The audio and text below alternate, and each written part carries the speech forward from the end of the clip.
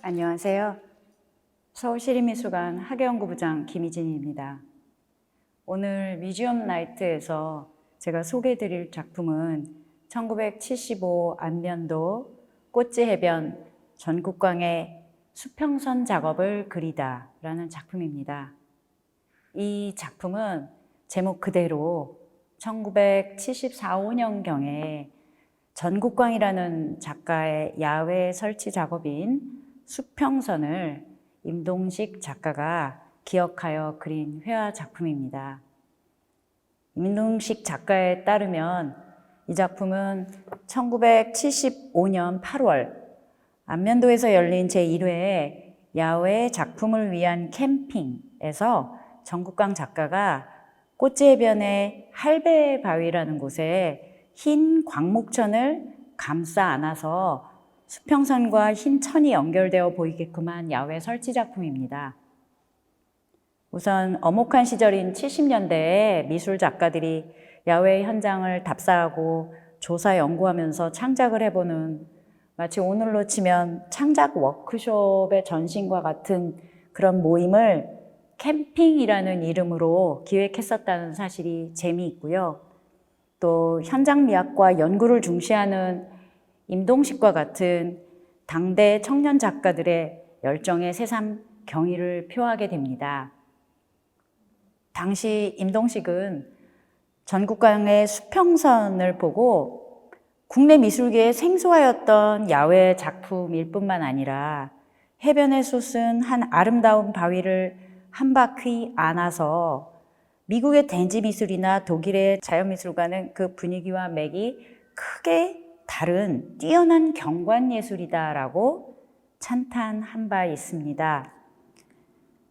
작품 수평선은 자연물의 인위적 변형이 전혀 없이 임시적으로 작가가 개입하여서 경관의 보다 큰 전체와의 연결을 알아차리게 하고 또 보는 사람의 위치에 따라 수평선이 이어졌다 끊어졌다 그렇게 보임으로써 우리 시선이라는 문제, 그리고 상, 이미지죠. 그리고 관법이라는 것에 대해 성찰하게 하는 점에서 원작자인 전국광과 또 그 탄생을 기획한 임동식 두 작가의 해안을 엿보게 하는 작품입니다. 그런데 공교롭게도 당시 이 작품을 찍은 슬라이드 필름에 문제가 생겨서 이 작품의 기록 사진은 없습니다. 당시 야외 작품집의 도록 편집을 맡았던 임동식은 전국광 작가에게 그 이후 안면도에 가서 다시 이 작품을 재현해 줄 수 있겠는가 부탁도 해 보았다고 하는데 당시 작가의 사정이 여의치 않아 그 재현은 성사되지 못했습니다. 그리고 애석하게도 1990년 전국광 작가가 불의의 사고로 작고하시면서 수평선이라는 작품의 존재는 그렇게 잊혀져 갔습니다.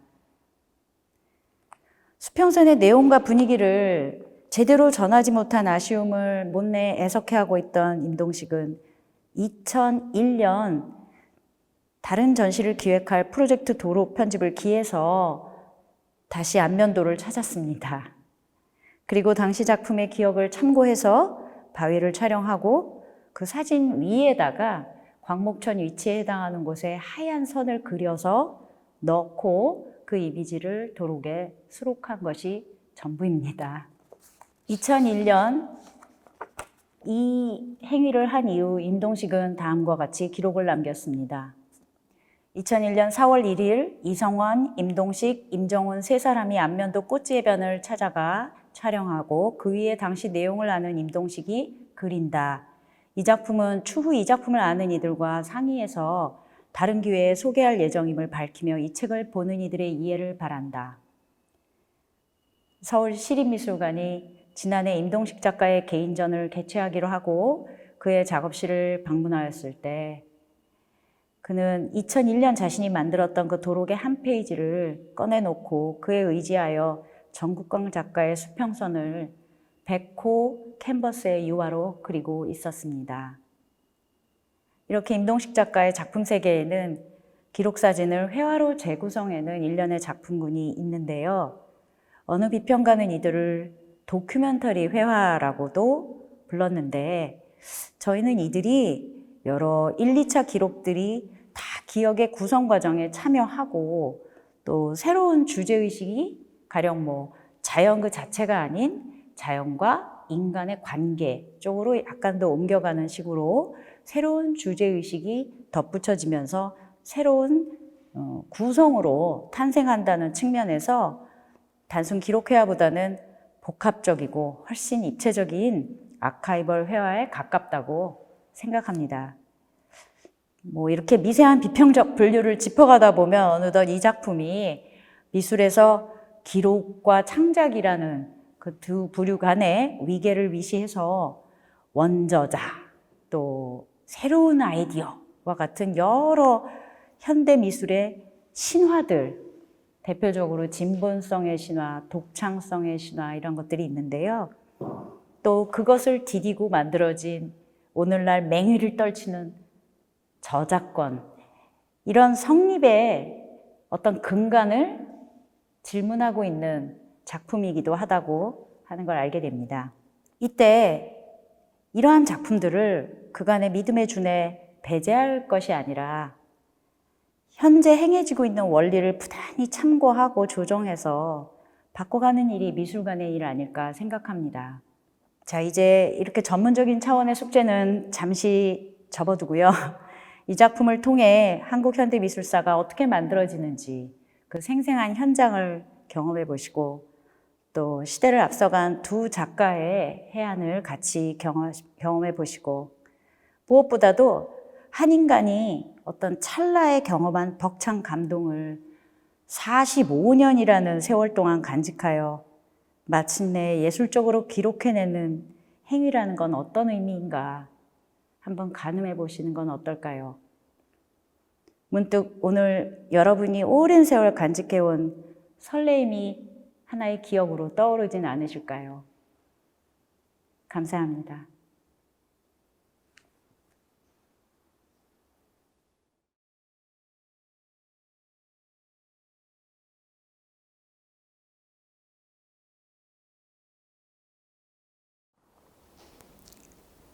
안녕하세요. 서울시립미술관 일어나 올라가 임동식 큐레이터 이승아입니다.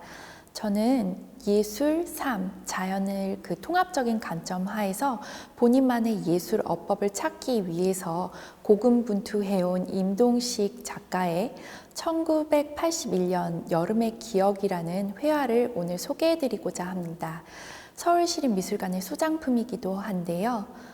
임동식 작가는 1981년도 그 금강 백사장에서 5일 동안 야투, 야외 현장 미술 연구회라는 것을 인근 지역 작가들과 함께 진행합니다. 이 야투라는 것이 무엇인가 라고 궁금하실 텐데요. 야투란 자유투를 제외한 모든 슛이라는 뜻을 가지고 있고요. 작가는 자연이 나에게 무언가를 던져준다, 그리고 나를 자연에게 던진다 라는 그 의미를 전달하고자 이 농구 용어를 차용하였습니다. 이 연구회 당시에 작가는 굉장히 기념비적인 퍼포먼스를 여러 개를 선보여요.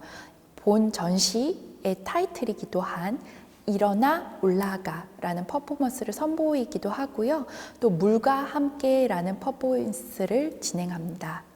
이 퍼포먼스는 임동식 작가가 금강에 본인 몸을 담그고 이렇게 떠내려오는 빈병을 줍게 됩니다. 여기에 물을 떠 담은 채로 이렇게 하염없이 흘러내리는 것을 바라보면서 읊조리는 것이죠. 이렇게 뭐라고 소리를 치냐면 이 금강물을 마시면 우리의 몸과 마음이 깨끗해질 텐데, 더 좋아질 텐데 라고 주문과 같이 외치는 작업입니다. 어떻게 보면 물이라는 것이 중력에 의해서 굉장히 자연스럽게 떨어지는데요. 이처럼 모든 인위성을 제외한 채 자연이 던져진 발을 수용하는 자신의 모습을 20여 년이 지난 이후 2005년도에 1981년 여름의 기억이라는 작품을 통해서 다시 재소환하는 것이죠. 그렇다면 이 회화는 그 당시를 그대로 기록한 것인가? 라고 우리는 질문할 수밖에 없을 텐데요. 저는 임동식의 회화는 기록화를 뛰어넘은 어떻게 보면 굉장히 중요한 독립된 창작물로서의 의미가 있다고 생각합니다. 작가는 이 퍼포먼스를 진행했을 당시에 금강물이 얼마나 깨끗하고 아름다웠는지를 여러 차례 회상해 왔는데요. 이 회화를 보시면 이 물비늘이 작업을 진행했을 때, 퍼포먼스를 진행했을 때의 그 사진에서는 전혀 드러나고 있지는 않지만 회화에서는 마치 은하수가 반짝이듯이 물비늘에 비춰진 그 반짝이고 일렁거리는 물이 굉장히 아름답게 묘사되어 있어요. 이처럼 그 임동식의 과거의 퍼포먼스는 재소환됩니다. 임동식이 당시 퍼포먼스에 하면서 느낀 그 감흥한 바는 어떻게 보면 세월을 통해서 증폭되기도 하고 가감되기도 하면서 새로운 창작물의 매개물로서 다시 쓰여지는 것입니다. 그렇기 때문에 저는 임동식의 회화야말로 오랜 세월을 두고 다시 재가다듬어내는 어떻게 보면 한 편의 시가 아닌가 라고 생각하고 있습니다.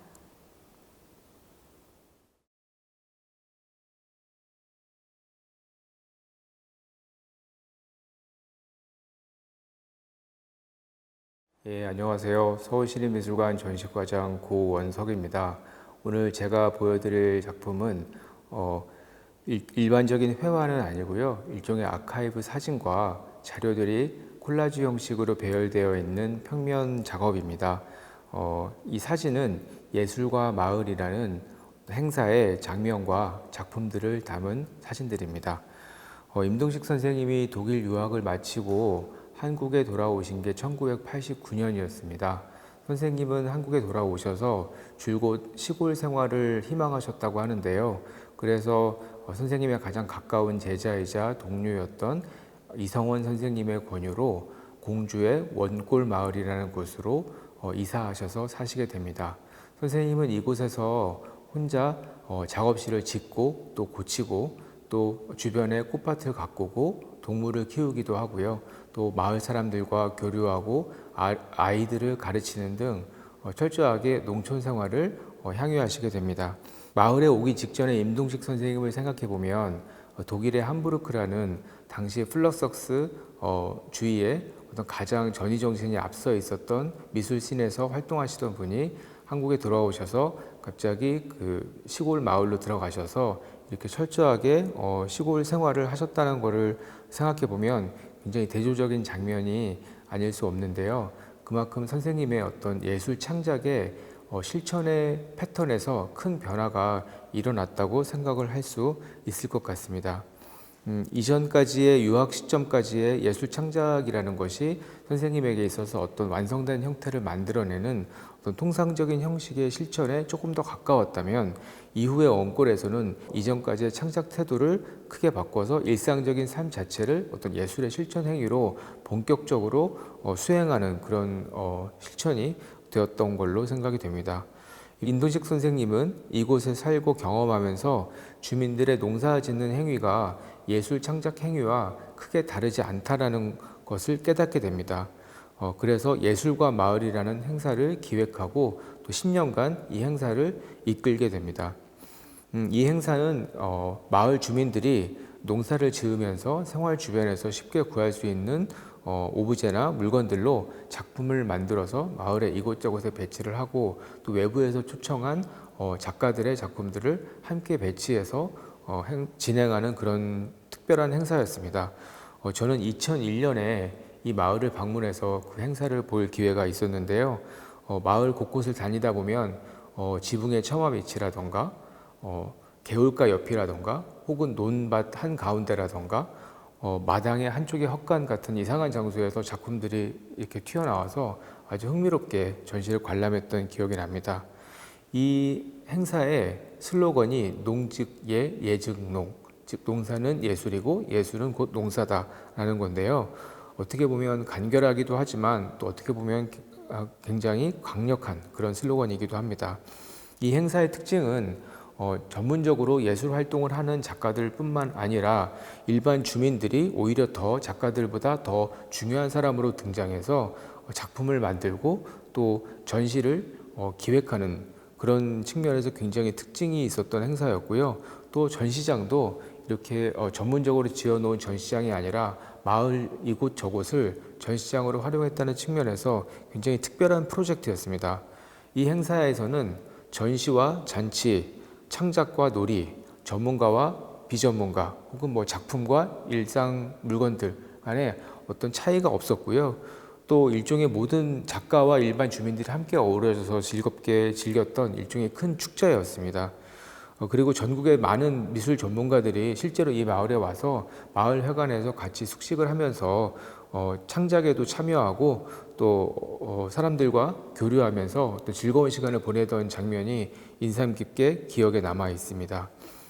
이 원골이라는 마을이 사실은 천이 흐르는 앞쪽에 마을이 있고요. 그 뒤쪽으로는 굉장히 많은 수의 골짜기들이 있습니다. 그래서 아마도 이 골짜기에서 찬바람이 불어서 마을로 많이 왔었을 건데요.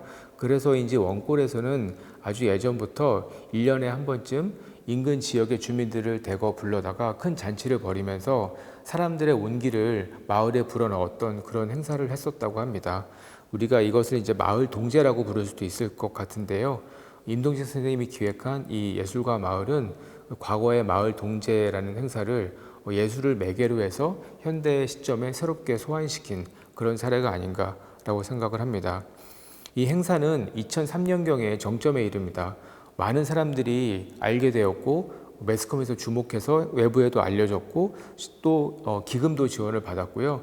그래서 큰 홍보 효과가 있었을 때 임동식 선생님은 이 행사에서 조용히 하차해서 이 마을을 떠나 다른 곳으로 이주를 하시게 됩니다. 저는 이 행사의 의미를 크게 두 가지 정도에서 찾고 있는데요. 첫 번째는 당시에 붕괴되어 가던 1990년대 초반에 농촌의 현실에서 잊혀져 가던 공동체 감각을 예술 축제로 다시 구현하고 재현했다는 측면에서 어떤 큰 의미가 있지 않나라는 생각을 합니다. 다른 한 가지는 새로운 배움과 태도의 의미인데요. 여러분들이 전시장에 오셔서 작품을 보시다 보면 임동식 선생님이 이 마을 뒤쪽에 수많은 골짜기들을 그려놓은 어떤 드로잉 작품을 발견하실 수 있는데요. 그 골짜기 하나하나마다 독특한 이름들이 있고 그 이름 속에 추측컨대 많은 스토리와 사연들이 숨어 있을 그런 것들을 여러분들이 발견하실 수 있게 됩니다. 즉, 꼭 우리가 학교나 지식을 통해서 배운 그런 쌓여진 지식이 아니다 하더라도 일반적인 사람들의 삶 속에서 내재했던 특별한 지식들 그리고 수많은 시간과 역사들을 우리가 경험할 수 있다는 거죠. 저희는 이거를 안목지라고 부를 수 있을 것 같은데요. 이러한 안목지를 기반으로 하는 실천적인 예술의 가능성을 가장 구체적으로 실천했던 그런 행사가 아닌가라는 생각이 됩니다.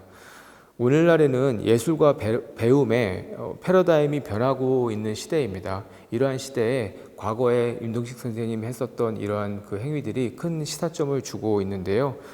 계몽과 주입이 아니라 서로가 서로에게 배울 수 있는 점에서 여러 가지 생각을 하게 하는 그런 작업이었습니다.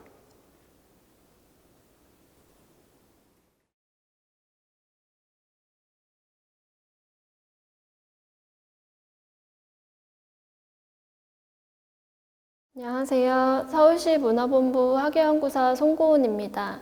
제가 소개해드릴 드로잉 작품은 흰눈이 나리다인데요. 사실 설명이 그다지 필요 없는 작업이기도 합니다. 흰 눈이 내리고 있는 풍경이 드로잉 되어 있고 그것이 제목으로도 그대로 잘 드러나 있는데요. 얇은 종이 위에 지붕이 그려져 있고 그 지붕 위로 흰눈 송이송이 하나하나가 칼로 오려져서 눈송이 하나하나가 다시 처마에 내려앉아 있고 일부는 또 고드름으로 매달려 있습니다. 사실 별다를 것 없는 그다지 특별하지 않은 풍경이기도 한데요.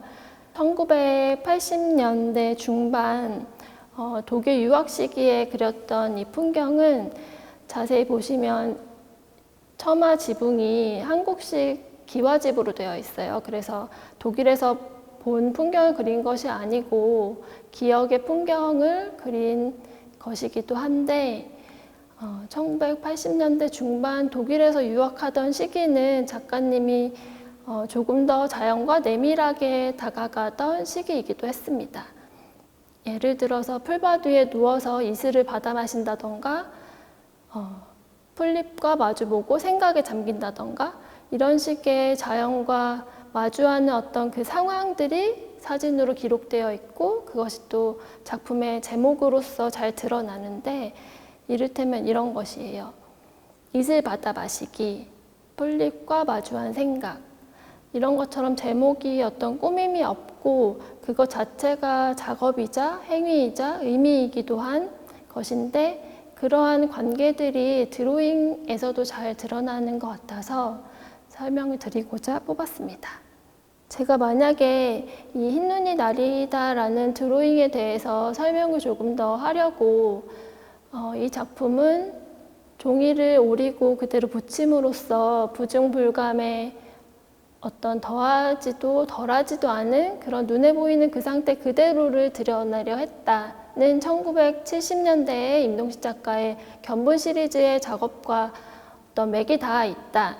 이런 식의 설명을 만약에 하게 된다면 이 드로잉이 가지고 있는 매력 자체가 조금 반감이 될 수 있을 거라는 생각을 했어요. 그래서 때로는 우리가 언어를 필요로 하지 않을 때 언어 없이도 미술이 조금 더 몸소 더 받아들여질 수 있지 않을까라는 생각도 하게 되었고요. 흔히 미술 혹은 예술이라고 할 때 그것이 아방가르드하고 전위적이다라고 이야기를 많이 하고 미술이라는 것은 어떤 시대에 앞서서 민감하게 현실에 반응해야 하고 새로운 것들을 받아들이고 그것을 먼저 보여주는 듯한 경향과 태도들이 분명 존재합니다. 그런데 임동식의 작업에서는 그러한 경향에서 한 발 물러나서 자연에 좀 더 다가감으로써 오히려 그러한 경향이나 미술계를 뒤돌아보게 하는 반성의 미를 가지고 있다는 생각이 들었어요. 그래서 우리가 임동식을 모르는 관객들조차도 임동식의 작업을 봤을 때 거리낌 없고 감각적으로 받아들일 수 있는 것은 그렇게 어떤 미술이라는 언어의 틀에서 벗어나 있기 때문이라는 생각도 들었습니다. 그래서 이 흰눈이 나리다라는 드로잉이 갖고 있는 그 담백하고 솔직한 풍경이 조금 더 의미 있고 감각적으로 관객에게 다가갈 수 있을 거라는 생각으로 한번 뽑아보았습니다.